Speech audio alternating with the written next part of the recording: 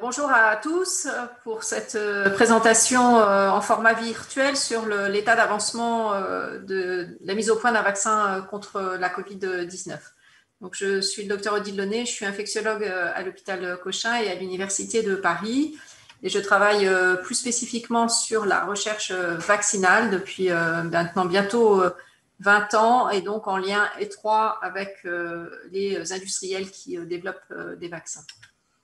Alors, si on regarde de façon un peu rapide les grandes dates dans la mise au point de ce vaccin, on voit que l'épidémie a été déclarée le 31 décembre 2019 à l'OMS avec la survenue de pneumonie d'allure virale d'étiologie inconnue. Le 9 janvier, les autorités sanitaires chinoises et l'OMS annoncent la découverte d'un nouveau coronavirus qui a été appelé donc SARS-CoV-2. La séquence complète du génome a été transmise par les autorités chinoises le 11 janvier et la recherche vaccinale clinique va démarrer dès le 16 mars 2020 avec un premier essai clinique qui est lancé par la biotech Moderna le 16 mars. Au 8 avril, donc 3 semaines plus tard, 115 candidats vaccins étaient déjà en développement, dont 5 en clinique. Les premiers essais de phase 3 ont démarré fin juillet 2020. Les premiers résultats d'efficacité ont été annoncés le 9 novembre 2020 et le premier vaccin, donc le vaccin développé par Pfizer et BioNTech, a été autorisé au Royaume-Uni le 2 décembre avec un début des vaccinations au Royaume-Uni dès le 8 décembre 2020. Donc au 6 janvier 2021, où en est-on ? On dénombre 291 vaccins en développement, dont 68 qui sont en développement clinique. 16 d'entre eux sont en phase 3 ou en phase 2-3. 4 ont une autorisation d'utilisation. Et pour ce qui nous concerne, donc l'Agence européenne du médicament a donné des autorisations de mise sur le marché conditionnelles le 23 décembre pour le vaccin de Pfizer-BioNTech et le 6 janvier pour le vaccin Moderna, avec un début de la vaccination en France le 27 décembre 2020. Alors pourquoi ces vaccins ont pu être développés de façon aussi rapide? On voit qu'on est dans une situation complètement inédite avec 6 mois entre la déclaration de l'épidémie et la mise en place des essais de phase 3, un peu plus de 10 mois pour avoir des premières données d'efficacité clinique et moins d'1 an finalement pour démarrer la vaccination. Alors plusieurs raisons à cela. D'une part, des progrès très importants dans les domaines de l'immunologie et la virologie qui ont permis très rapidement de séquencer le virus. L'existence, et c'est très important, de technologies qui avaient été identifiées et développées antérieurement pour d'autres vaccins, ce qu'on appelle aujourd'hui les plateformes vaccinales, en particulier développées pour préparer la survenue potentielle d'une maladie infectieuse émergente et qui ont été adaptées au vaccin Covid. L'identification de la protéine spike, donc de la protéine d'enveloppe du virus comme antigène de choix lors des épidémies avec des coronavirus de la même famille au cours du SARS et du MERS, une mobilisation exceptionnelle des équipes de recherche et des États pour le financement de ces recherches, la mobilisation très importante des volontaires qui se sont portés volontaires pour ces essais cliniques et très rapidement, et puis bien sûr le début d'une vaccination qui coïncide quasiment avec les autorisations grâce à l'anticipation des industriels et des États pour le développement industriel de la production de ces vaccins. Donc tout ça s'est fait dans le cadre du CEPI, qui est en fait une coalition pour l'innovation et la préparation aux épidémies, et puis de l'opération qu'on appelle Warp Speed, donc aux États-Unis, qui a permis donc de développer ces vaccins de façon extrêmement rapide. Alors ça a nécessité bien sûr des financements absolument considérables. Sur cette diapositive sont figurés les différents financements qui ont été donnés à ces vaccins, et on voit en particulier en bleu les financements américains, du gouvernement américain, qui ont permis donc le développement de certains de ces candidats vaccins avec des financements à hauteur de 2 milliards de dollars. Alors, quelles sont les stratégies, quelles sont les technologies ou les plateformes vaccinales qui sont utilisées? Ce qu'on voit sur cette diapositive ici, c'est qu'elles sont de 4 types principaux. Des vaccins plus classiques avec des virus entiers qui peuvent être essentiellement des virus inactivés, ou ici des vaccins qui reposent sur des protéines, et toutes ces vaccins sont des protéines spike, et puis ces technologies plus modernes, plus récentes, qui arrivent les premières pour la vaccination, qui sont d'une part les acides nucléiques, en particulier ici l'ARN messager, et ces vaccins vectorisés. Diapositive suivante. Donc, qu'est-ce que c'est que ces vaccins acides nucléiques? C'est des vaccins dont l'avantage est leur mise au point extrêmement rapide. Moderna a annoncé que 48 heures après avoir eu le génome du virus, ils avaient construit leur protéine S, leur ARN messager de la protéine S. Ils sont faciles à produire et ils ont été en fait développés depuis les années 90 pour d'autres approches vaccinales, en particulier dans des maladies infectieuses émergentes comme le Zika, le chikungunya, mais aussi dans des situations plus classiques comme la grippe, le cytomégalovirus, la rage ou le métapneumovirus. Mais aucun vaccin reposant sur cette technologie vaccinale n'avait eu d'autorisation de mise sur le marché jusqu'à présent. On peut noter qu'il y a deux types de ces vaccins qui peuvent être soit non réplicatifs, soit avec une capacité de s'auto-amplifier. Leur entrée dans la cellule est améliorée par ce qu'on voit ici, une encapsulation dans des nanoparticules lipidiques qui ont deux objectifs. D'une part, de protéger cet ARN messager qui est fragile avant qu'il rentre dans la cellule, et d'autre part, de favoriser donc l'entrée de l'ARN dans la cellule avec cette fusion donc, de cette capsule lipidique avec la membrane cellulaire. Et ensuite, donc, cet ARN va utiliser notre machinerie cellulaire pour fabriquer la protéine virale, ici essentiellement la protéine spike, encore une fois, qui va être présentée au système immunitaire et produite en grande quantité. Les vaccins ADN sont moins avancés, mais il y a certains candidats vaccins qui reposent sur cette technologie. Leur difficulté, c'est que pour être immunogène et pour rentrer correctement dans la cellule, on est obligé, avec ces vaccins-là, d'utiliser des techniques qu'on appelle d'électroporation. C'est des approches qui ont été beaucoup utilisées, en particulier pour un vaccin VIH, afin de permettre donc l'entrée donc, de ces vaccins dans la cellule. Alors, sur cette diapositive, on voit comment marchent ces vaccins ARN messagers, puisqu'il y a eu beaucoup de questions autour de ça.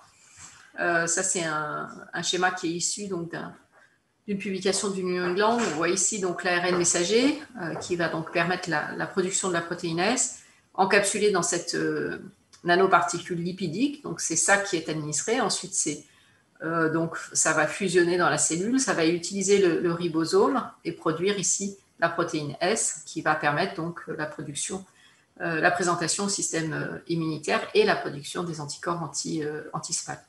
Donc en fait, ce qu'on voit ici, c'est qu'il n'y a pas d'entrée dans la cellule, dans le noyau de la cellule, pardon, comme ça a pu être beaucoup dit, mais en fait une utilisation tout de suite de cet ARN messager avec la capacité de traduction inverse de cet ARN messager en ADN. Les vecteurs viraux, maintenant, donc ça c'est aussi des vaccins dont les développements ont démarré dans les années 80, beaucoup aussi pour la recherche d'un vaccin contre le VIH. Ça utilise en fait des virus qui sont non pathogènes pour l'homme, qui vont servir quelque part de cheval de Troie pour présenter, pour finalement induire la réponse immunitaire contre le pathogène d'intérêt. On va en fait insérer le gène ou les gènes d'intérêt dans le génome du vecteur, et le vecteur ne va servir que comme le nom l'indique, de vecteur pour le système immunitaire. L'intérêt de ces vecteurs dans les maladies infectieuses émergentes, c'est qu'en fait, on peut caractériser a priori le candidat vaccin et ce vecteur, en fait, et les caractéristiques, elles vont être déterminées en grande partie par le vecteur lui-même. Il va juste suffire d'identifier le gène qu'on veut introduire dans le génome pour finalement mettre au point ce nouveau candidat vaccin. Donc là aussi, sont des technologies qui ont été identifiées pour permettre de construire rapidement des nouveaux vaccins. Et donc, le deuxième vaccin qui est aujourd'hui disponible, c'est donc ce vaccin développé par l'Université d'Oxford et AstraZeneca qui utilise donc un vecteur viral qui est un adénovirus du chimpanzé. Alors, parmi ces vecteurs viraux, deux familles, là encore, des vecteurs viraux qui peuvent être réplicatifs, donc qui gardent une capacité à se répliquer, et puis des vecteurs qui sont non réplicatifs. Parmi les vecteurs réplicatifs, on a principalement le virus de la stomatite vésiculeuse qui a été déjà utilisé pour la mise au point d'un vaccin contre Ebola dans le cadre du vaccin développé par Merck, Ervebo. Et puis, on peut utiliser des souches vaccinales qui vont donc être modifiées avec l'introduction des gènes d'intérêt. C'est déjà le cas pour la vaccination fièvre jaune, le Dengvaxia, qui utilise le virus vaccinal fièvre jaune. Et puis, c'est l'approche qui est utilisée par l'Institut Pasteur de Paris avec un virus vaccinal contre la rougeole, qui va être modifié donc, pour immuniser, avec plusieurs essais en route, chikungunya, Zika, Lassa, et puis plus récemment donc, le SARS-CoV-2. De l'autre côté sont ces vecteurs viraux non réplicatifs, qui peuvent être soit des adénovirus, soit des poxvirus. Les adénovirus, ça peut être des adénovirus humains, on va y revenir, mais ça peut être aussi des adénovirus non humains, comme ici l'adénovirus du chimpanzé, qui est utilisé pour le vaccin de l'université d'Oxford. Pour ce qui est des poxvirus, ce sont les virus de la même famille que le virus de la variole. On peut utiliser soit des virus de la vaccine, qui sont donc déjà utilisés, par exemple ici, dans le vaccin développé par Janssen contre Ebola, qui combine à la fois un adénovirus et un virus modifié de la vaccine, ou encore ici, les approches qui sont utilisées pour le VIH du virus du canarypox. Alors, au 6 janvier, où en est-on? On l'a déjà dit. On a donc 291 candidats vaccins, 68 qui sont en essai clinique. Donc, quand vous regardez ici la répartition de ces candidats vaccins en fonction de la plateforme vaccinale utilisée, on voit que 4 vaccins sont déjà autorisés, je vais y revenir, 2 vaccins ARN, qui sont les vaccins de Pfizer et de Moderna, un vaccin qui utilise un vecteur viral non réplicatif, qui est le vaccin d'AstraZeneca, qui a été autorisé au Royaume-Uni, et puis un virus inactivé, qui est un vecteur viral inactivé, un virus inactivé qui est le vaccin développé en Chine dont je vais reparler. Vous voyez qu'il y a un nombre très important de vaccins qui sont aujourd'hui en phase 3 ou en phase 2-3, on va dire. Un vaccin ARN, 2 vaccins ADN, 3 vaccins qui sont des vaccins vectorisés, 5 vaccins inactivés, essentiellement parmi les vaccins qui sont développés en Chine, 4 vaccins qui utilisent des protéines recombinantes et puis un vaccin qui utilise la technologie des particules pseudo-virales. Alors, quelles sont maintenant les données qui sont disponibles, qui commencent maintenant à être bien connues? Donc, le premier vaccin qui a eu une autorisation de mise sur le marché, ici, c'est le vaccin de Pfizer et BioNTech, qui a été, dont les résultats ont été présentés d'abord sous la forme de communiqué de presse en novembre, puis avec une publication dans le New England le 10 décembre. C'est donc le vaccin qui est aujourd'hui disponible en France et avec lequel on a démarré la vaccination. C'est un vaccin ARN messager. Les essais ont été faits avec 2 doses à 30 microgrammes administrées par voie intramusculaire à 3 semaines d'intervalle. C'est important de bien noter que le vaccin doit être fait en intramusculaire. La problématique de ce vaccin, c'est qu'il est congelé, il se garde à température de moins 70 degrés en raison de la fragilité de l'ARN, donc qui complexifie de façon majeure la logistique. C'est en plus un vaccin multidose avec des doses qui permettent de vacciner 5 et probablement la majorité des cas 6 personnes. Il est stable 5 jours au frigidaire, donc ce qui donne une certaine latitude, et il doit être utilisé dans les 6 heures qui suivent la reconstitution de cette dose. Le début de l'essai qui a permis de démontrer son efficacité a été réalisé le 27 juillet. Vous voyez qu'il y a eu 44 000 participants, un petit peu moins, dans 150 centres, essentiellement aux États-Unis, mais aussi en Allemagne et dans d'autres pays. 40% d'entre eux avaient entre 56 et 85 ans. Et donc, les données d'efficacité ont obtenu après 170 cas de Covid symptomatiques, avec 162 cas dans le groupe placebo, 8 cas dans le groupe vaccin, seulement 10 Covid sévères, 9 étaient dans le groupe placebo. On va revenir sur les données d'efficacité, mais ce que je voulais vous montrer ici, c'est qu'on s'aperçoit que l'efficacité, en fait, démarre dès la première dose, qui explique que certains pays ont aujourd'hui proposé de pouvoir vacciner un plus grand nombre de personnes avec une dose, quitte à attendre peut-être quelques semaines supplémentaires avant de proposer la deuxième dose. Puisqu'en fait, un des problèmes, c'est la capacité de dose. Ils avaient annoncé initialement 50 millions de doses en 2020 et puis 1,3 milliard de doses en 2021. La France doit bénéficié des doses achetées au niveau de l'Europe, au total 300 millions de doses, 15% au prorata du nombre d'habitants, ce qui fait à peu près 3,5 millions de doses, soit, si on considère 2 doses par personne, moins de 2 millions de personnes vaccinées au cours du premier trimestre. Alors, les données d'efficacité, elles sont présentées ici. Donc, vous voyez que si on regarde l'efficacité sur l'ensemble des participants, on a une efficacité qui est de 95%, donc une efficacité tout à fait exceptionnelle, avec un intervalle de confiance dont la borne inférieure est à 90%.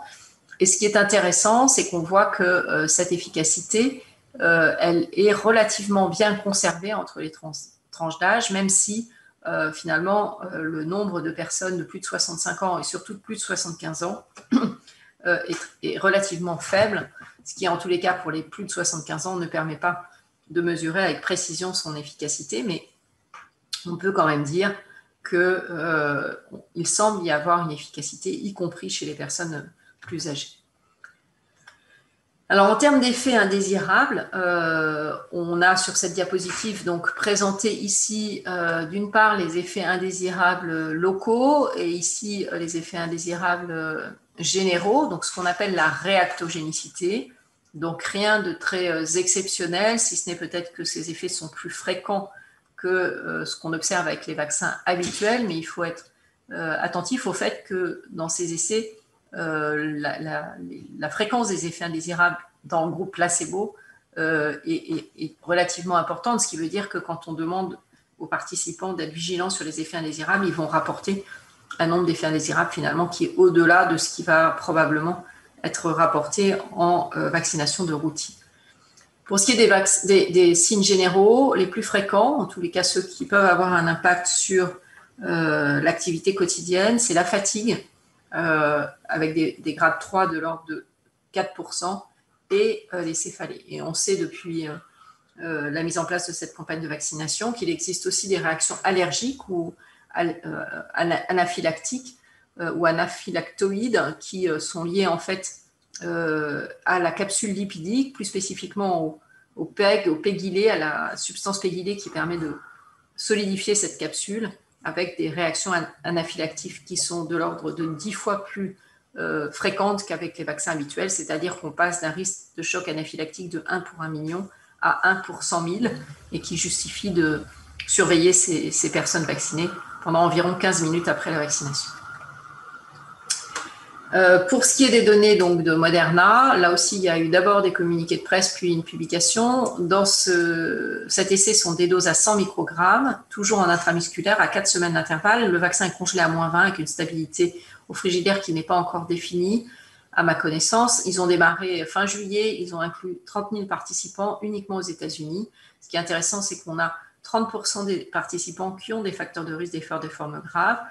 Et ils ont donc eu une autorisation de la FDA le 17 décembre et aujourd'hui, donc le 6 janvier, de l'EMA. Donc on voit ici que l'efficacité est mesurée à 94%, avec un intervalle de confiance qui va de 90% à peu près à 96%. Et ils ont plus de formes sévères que dans l'essai Pfizer, 30 formes sévères, qui est 0 dans le groupe contrôle, dans le groupe vacciné, pardon, ce qui permet de penser qu'on aura une efficacité sur les formes sévères avec ces vaccins.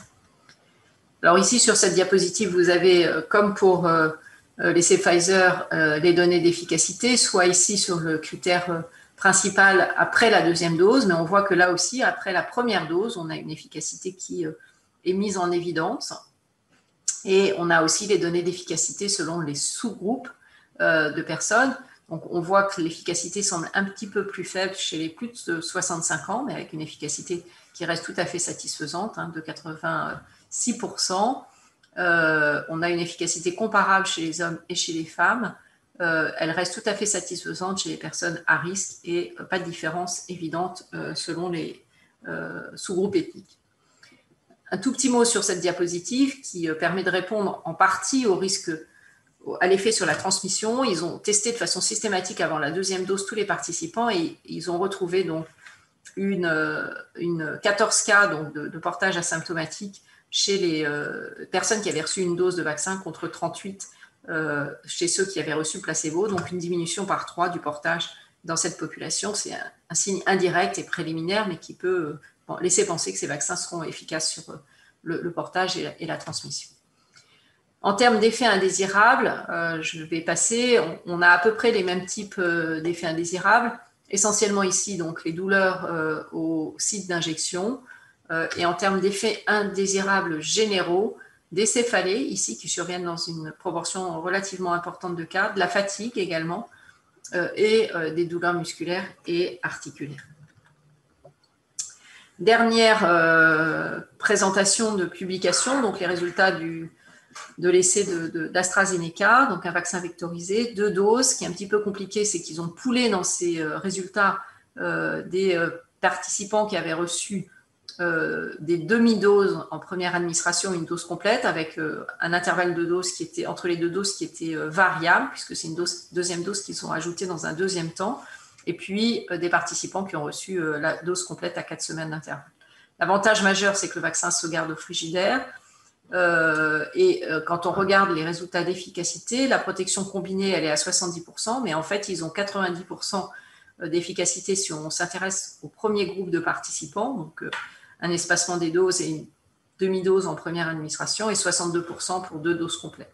Aujourd'hui, l'hypothèse est que probablement il est préférable d'espacer ces 2 doses et qu'un intervalle de 6 semaines serait peut-être plus intéressant en termes d'efficacité.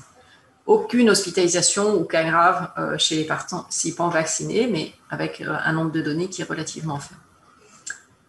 Pour terminer sur ces essais, 2 autres vaccins ont été autorisés. Donc le vaccin développé par l'Institut de recherche de Gamaleya en Russie, qui combine 2 adénovirus, l'adénovine 26 puis l'adéno 5. Il rapporte sur des données très préliminaires qui n'ont pas été publiées une efficacité à 91,4%. Et ce vaccin a été autorisé en Russie et en Argentine. L'autre vaccin qui bénéficie d'une autorisation, c'est le vaccin Sinopharm. Donc, c'est un virus inactivé, administré avec l'aluminium comme adjuvant, une efficacité qui serait de 79%, mais on n'a pas de publication. Et ce vaccin est autorisé maintenant en Chine et aux Émirats arabes unis. Je vais passer très vite parce que le temps est court sur la stratégie vaccinale française, donc qui a d'abord été publiée le 30 novembre 2020, qui prévoit une campagne de vaccination en 5 phases qui sont présentées ici et que vous pouvez retrouver très facilement sur la publication de la HAS, avec une vaccination par palier. D'abord les personnes les plus à risque de décès, les plus à risque d'hospitalisation, mais aussi depuis le week-end dernier, les soignants à risque compte tenu d'une exposition accrue à ce virus. L'acceptabilité, on parle beaucoup d'acceptabilité. Aujourd'hui, on a plutôt plus de demandes que de problèmes d'hésitation, mais c'est vrai que quand on regarde les enquêtes, ce qu'on voit, c'est que l'acceptabilité a plutôt tendance à baisser à fur et à mesure que les vaccins arrivent, que la France ici se retrouve parmi les pays, ou le pays dans cette étude qui présente l'acceptabilité la plus faible, puisque vous voyez que seulement 59% des Français disaient qu'ils se feraient vacciner sans réserve. Ça, c'était au mois d'août, et on est passé à 54% au mois d'octobre, donc plutôt une diminution. Donc, on doit être évidemment très vigilant sur la façon dont on présente cette campagne de vaccination, mais on peut dire qu'aujourd'hui, compte tenu du nombre de doses disponibles, on a plutôt plus de gens qui veulent se faire vacciner que de vaccins disponibles. Donc, pour conclure, une diapositive qui ouvre plutôt des questions. C'est un développement inédit, une nouvelle maladie, des nouvelles plateformes, un développement accéléré. On aura plusieurs vaccins, et vous le savez, il y a eu 6 vaccins qui ont fait l'objet de préachat de doses au niveau européen. Ceux qui vont être disponibles avant, c'est l'ARN messager et peut-être des vaccins vectorisés, celui d'AstraZeneca et celui développé par Janssen. Ça pose des difficultés en termes d'approvisionnement et de logistique. On a un problème peut-être plus spécifique en France de l'acceptabilité de l'adhésion à la vaccination, avec une communication difficile pour lequel on doit absolument améliorer l'explication. Et aujourd'hui, on voit bien que c'est plutôt confus, en tous les cas, dans ce qui est mis en place jusqu'à présent. Et il reste de nombreuses questions, l'effet sur le portage et la transmission. Pour l'instant, on n'a que données indirectes, le maintien de la protection, bien sûr, à moyen et long terme. Est-ce qu'il faudra revacciner? Comment on va vacciner les personnes préalablement infectées? Est-ce qu'une dose va être suffisante? Est-ce qu'on va pouvoir déterminer un vaccin pour une population? Ça fait partie des questions qui sont entières. Et puis, les données de sécurité sont des données pour l'instant à relativement court terme. Donc, même si on n'a pas d'inquiétude et de risque théorique, ça nécessite bien évidemment une surveillance en pharmacovigilance extrêmement soignée, extrêmement précise.